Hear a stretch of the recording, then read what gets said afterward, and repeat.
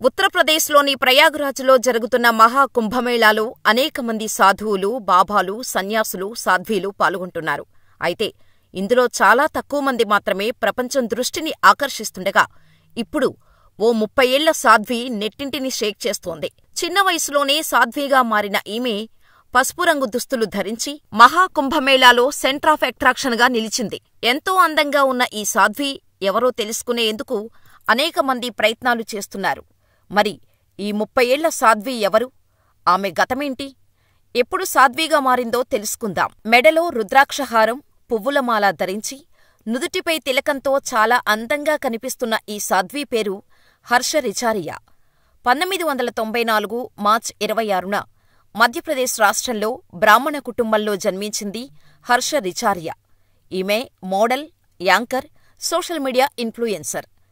Destination వెడ్డింగ్స్లో హోస్టుగా, మన దేశంతో పాటు విదేశాల్లో జరిగిన ఈవెంట్స్లోనూ హోస్టుగా చేసింది. అనేక ఆధ్యాత్మిక ఆల్బమ్స్లో నటించింది.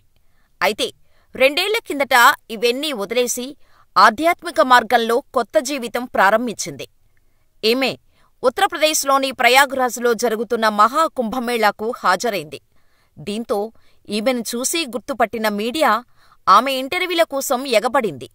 దీంతో ఈమె మీడియా ముందుకు వచ్చి తన వయసు 30 ఏళ్లని, 2 ఏళ్లుగా సాధ్విగా జీవిస్తున్నానని, నేను నిరంజని అఖారాకు చెందిన ఆచార్య మహామండలేశ్వర స్వామి శ్రీ కైలాసనందగిరి మహారాజు శిష్యురాలని తెలిపింది. ఆయన మార్గదర్శకత్వంలోనే ఆధ్యాత్మిక జీవితాన్ని ప్రారంభించినట్టు తెలిపింది.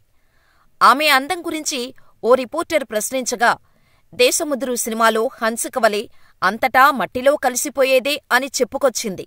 అంతేకాదు, జీవితంలో అన్నీ చూసేశానని, ఎందులో లభించని శాంతి భక్తి మార్గంలో దొరికిందని తెలిపింది. కాగా ఈమెకు ఇన్స్టాగ్రాములో 12 లక్షలకు పైగా ఫాలోవర్స్ ఉన్నారు.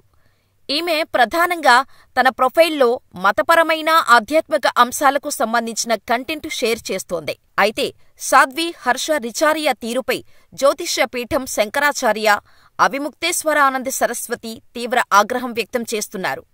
పవిత్ర కుంభమేళాలో అందానికి ప్రాధాన్యత లేదని, ఆధ్యాత్మికతకు మాత్రమే చోటు ఉంటుందని, సాధువులతో కలిసి రథంపై ఊరేగటం, షాహీస్నాన్లో పాల్గొనటం హిందూ ధర్మానికి విరుద్ధమన్నారు.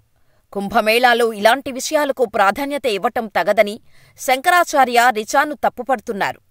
2 నెలల క్రితం కూడా రిచా ఒక ఈవెంట్ను హోస్ట్ చేసిందని, 2 ఏళ్లలో ఆమె సాధ్వి ఎలా అయింది అంటూ కొందరు నెటిజన్లు సోషల్ మీడియాలో ఆమెపై విమర్శలు గుప్పిస్తున్నారు.